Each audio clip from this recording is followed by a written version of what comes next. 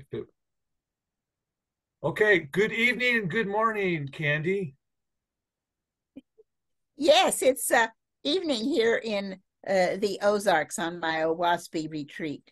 And it's morning in Japan near Tokyo.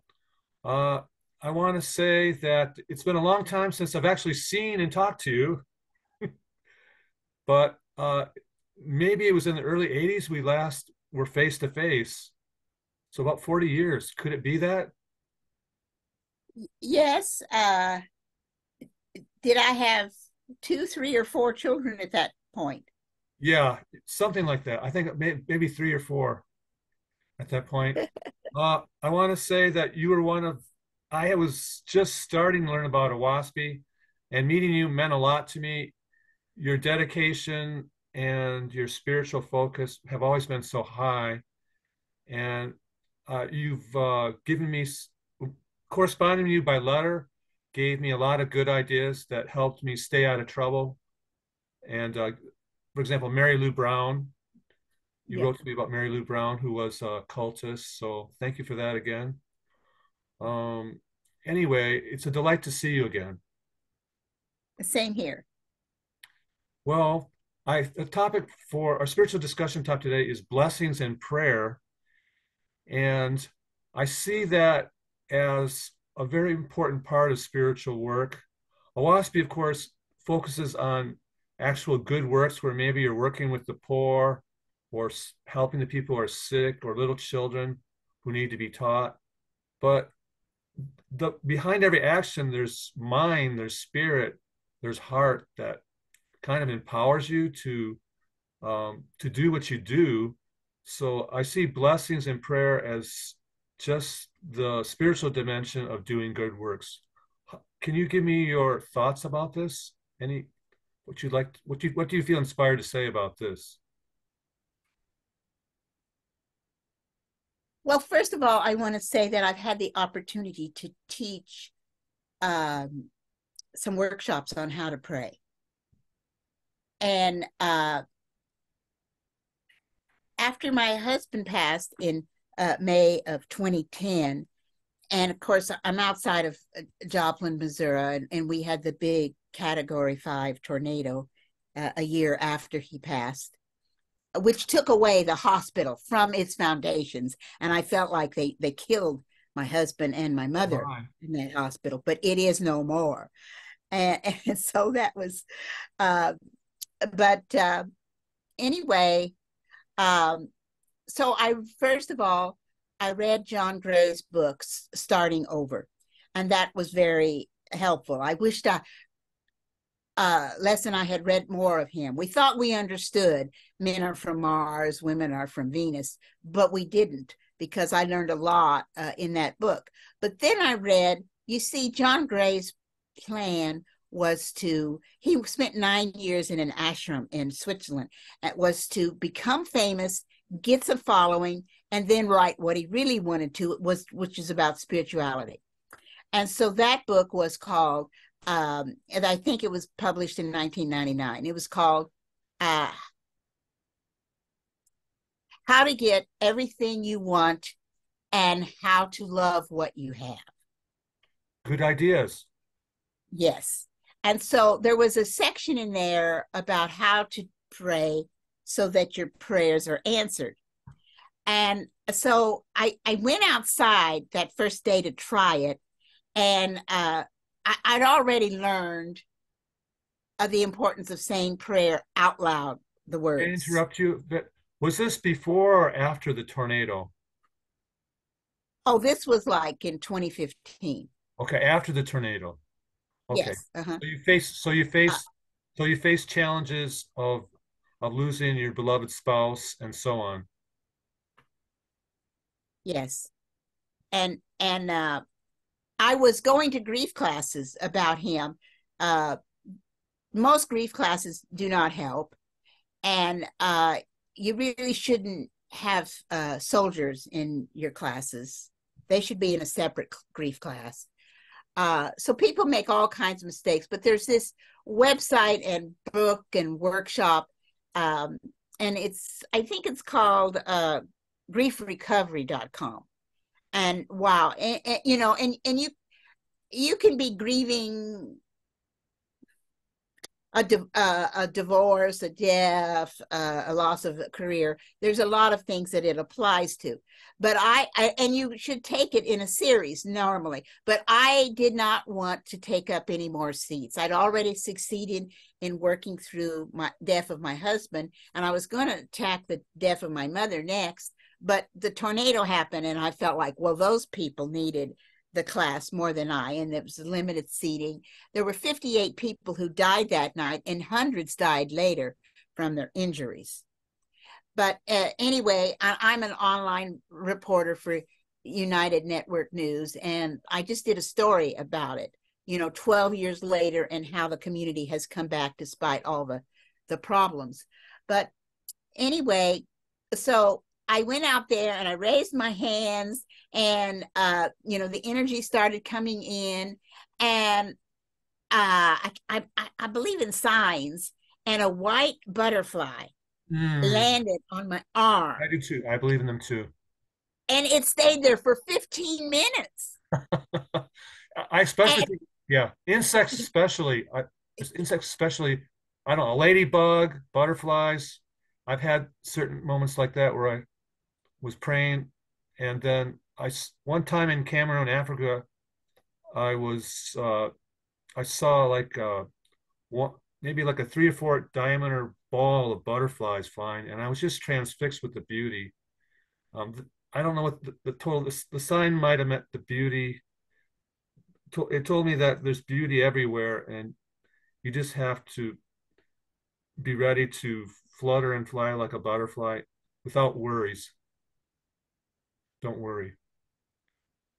Um, yes, but I always told my husband, don't worry. I mean, you can't fix anything. If you can't fix anything, just stop worrying about it. But yeah, his nature was different than that, and he felt a lot of responsibility helping with our 4 children and things. And uh, he was a coach and teacher. But anyway, the doctor said he was living longer than his brothers. The three of them died when they were 50, but and he lived to 66. And the doctor said it's because you're a vegetarian, uh, you've never smoked, you've never drank, and your brothers always did eat meat. Candy, can I ask you 2 questions that about what you've just told us? One, uh, how did you get over the grief of your husband? What kind of prayer or what attitude did you take? And two, when you did that prayer for the hospital that was struck by the tornado, what what kind of did you do any mental preparation? Was it a feeling? What did you focus on? So maybe you could talk about either one, whichever you want to talk about first. Questions being, how did you? Can you give any advice about how you faced, how you got over the grief of your loss of your husband, at least physical loss? And two, when you prayed for the victims of the hospital, what what mentally or what spiritually did you? What process would you recommend? Either one or just one, whatever you would like to talk to. Well, I was trying to get to my workshop that I put on and the preparation for that. And uh oh dear. I guess somebody's at the door. I'm sorry. I'll be right back. Okay, Uh I think. I'm sorry. okay, This is that's sort of a okay. rare. I'll hold the fort. Anyway, Yeah. it is good to pray whenever you need it, and that can be when you're having hard times. I know I prayed when my mother died. I know I prayed when my father died, and I don't think it can be done in one prayer. If you face grief of someone who's very important to you, I think it's almost like you have to pray almost every hour whenever you have a chance. Um, I think when you pray about someone you've lost, you have to pray with the realization that that person is not really gone, that there is another world, there are heavens, and they're still living their life. And Candy is back, And Yes, everything's cool. Is it cool? I think so. Okay. Um, I want to say that I asked Les if it was okay to keep talking to him. I didn't want to hold him down here Oh, okay. What with you me. asked Les while he was in heaven, right? Yes, Okay. yes. Spiritual And he communication. said no. He wanted to be here. He wanted to help me, Mhm. eternity is long, and he wanted to help me with closure. And he gives me tips and clues all the time, and uh, and real amazing miracles. Like he's stopped me from automobile accidents and things, and he'll tell me little things like. Uh, uh, Candace, you went out to the car, but you forgot to pick up the keys. Oh. Yeah, yeah. I sometimes stuff like that happens to me. I'm doing something and say, "Hey, you forgot this, you forgot that." It's sometimes the key. So yeah, I wonder Yeah. where the voice is coming from. It's a guardian angel. I don't know, but it could be somebody that I know, and it could be your mother. It could be anyone really who cares about you. Thank you. Yes. So anyway, I've already said griefrecovery.com will tell you all about it, and it's uh you go once a month for 4 months, and you have assignments, and it helps work it through. Now, I still was crying a lot whenever I thought of him. And I was just getting old with all the tears and everything. And I said, I got to stop this. I've got to think of pleasant memories of him when I Mhm. think of him. Good. And after I prayed that, it was pretty quick that I was able to stop all the crying. So, so I So liked that. so Now I was telling you about the butterfly, and yeah. so I was praying for my oldest daughter, Holly Leaf, because she was having trouble renting a place, and people were turning her down, her and her two kids. And I prayed that she would get accepted. And I went in the house, and 20 minutes later she called and she said, Mom, somebody agreed to rent to me. Wow, cool. That's pretty 20 cool minutes because after I made that prayer. yeah, it is amazing. I mean, we don't sometimes the prayers aren't answered right away. Um, when I was 14, 15, I had read Oahspe and I read other books about prayer. I think this one basically said you had to let the, I read a book on prayer. It was by the Rosicrucians, whom I don't normally think of that high nowadays, but they had some good ideas about prayer. And one was don't force your opinion about what you want. And I was praying for a job. I was 14, I needed a job. So I said, universe, whatever you want me to do, I'm open to it. And just give me some sign about how I should seek my first job in my life. And 3 days later, my aunt called my mom and said there was a store that needed a clerk to work in their uh, home drapery store. And so it took 3 days, but I ended up working there 5 years and I really enjoyed it. It got me through high school and into college. So anyway, having faith and having a good cause to pray for, I think with good intentions, something's good's going to happen. You just have to have faith. Bringing in the blessings. And so this encouraged me. And I don't know, I took a lot of John Gray's material, and I kind of added my own. And so I developed a prayer journal, and where I would write down what time I made the prayer, what the prayer was, and then what time it got answered. And, and Interesting. and I kept that prayer journal for years. And by the time I had 4,000 prayers answered, Wow, that's great. Yeah, and so I taught this workshop about how to do it. And um, and then there was a change of at Unity, which was founded by Oahspe readers. And anyway, some woman said at the potluck, Candace, I found my old notebook that you taught us how to do our prayer notebook, and I looked at it and I was shocked. All the prayers I had listed during the workshop were answered. Whoa, whoa. You know, And oh yeah, the that's a minister very walked by and heard her say that and said, yeah. "Well, Candace, if that results from your workshop, we need to do it again." That sounds like a very great work in the South that you guys together achieved, and I like that idea very much. I've never heard of it before. The idea of writing it down, and that would somehow make the prayer more powerful, perhaps. Yes, absolutely.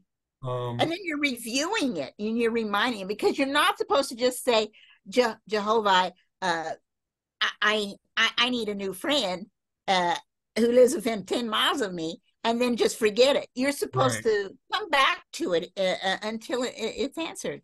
Yeah. I have a routine where different times of the day, I pray, and I usually pray 3 or 4 times. It's like I make affirmations. I'll say, may John Smith be blessed with the healing he needs through the power of the universe. And I'll say it like 3 or 4 times, and then I'll go on to a new person. And so it's other times I pray just in a general way for the good of others, people I know, such as yourself. I'll pray for you and just hope.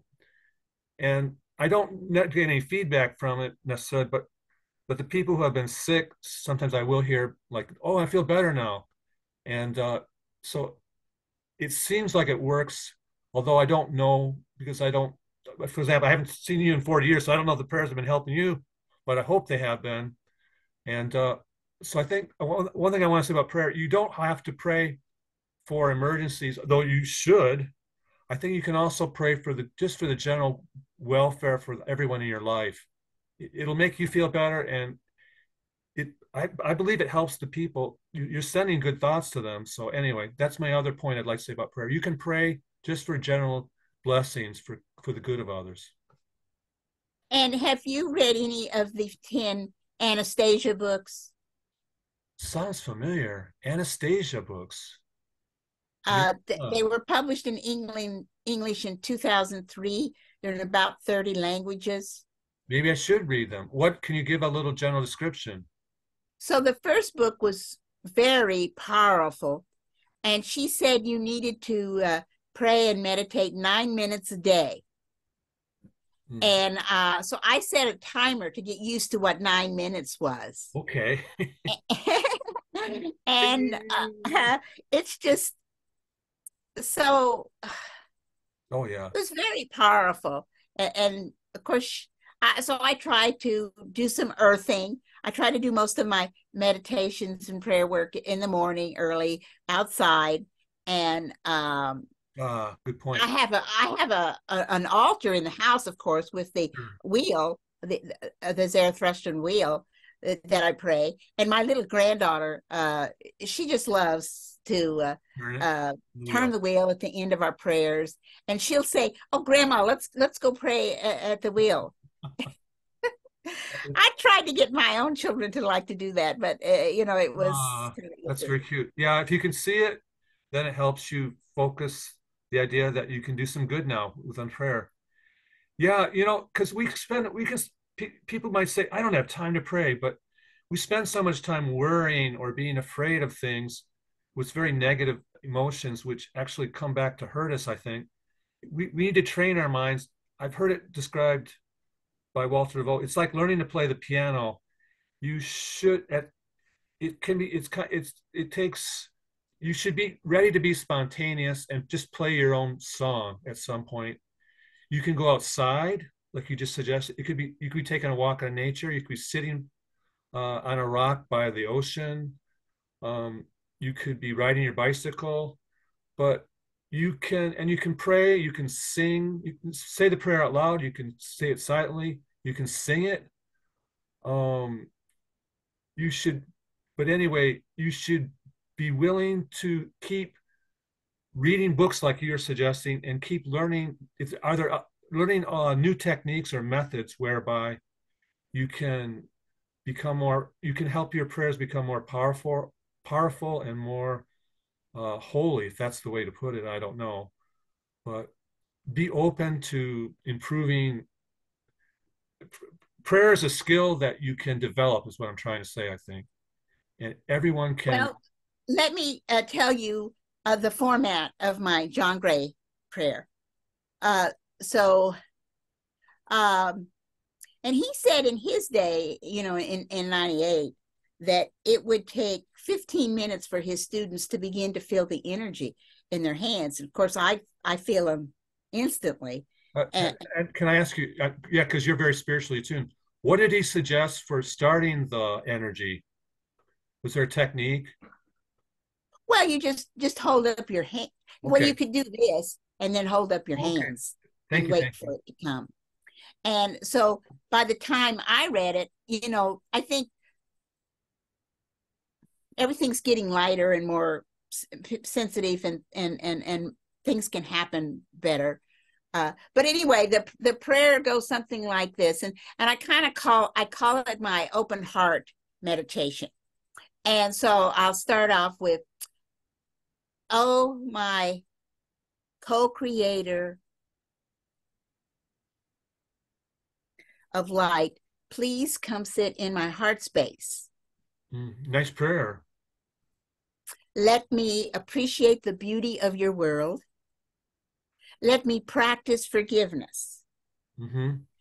And I'll say what I'm appreciating, and I'll usually start with, "I forgive myself," Hmm. and then anything that was keeping me up at night or doing, I'll think, I'll forgive people. That's and great. then and then uh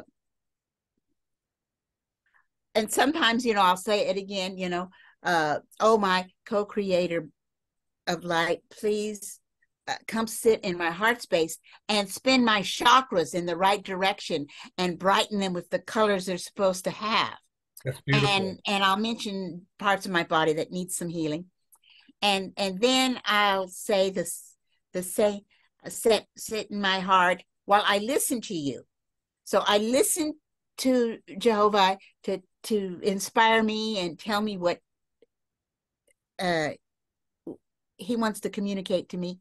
And then I decide what I want to set out in my formal prayers. And so then I'll say, sit in my heart space while I affirm that I want my 8-year-old grandchild, Layla Sandusky, to be blessed. Wonderful. So be it. And so I'll say everything like that, kind of, and I know it's done. And Right. so You have so faith and you have mhm, powerful faith in that prayer. yeah. Mhm. I think it's a really wonderful idea that you shared just now, and that is dealing with the negative in your life, and the idea of forgiving people and forgiving yourself and getting rid of the negative feelings you might have, because that really can block your ability to generate a spiritually positive prayer. And not only that, you're if you keep the negative, the fears and the resentments inside of you, and don't get rid of them, they're going to harm you physically and mentally, and you're just not happy. So it's one of the most important things you can do spiritually is try to just release all the negativity, because it's not doing anyone any good.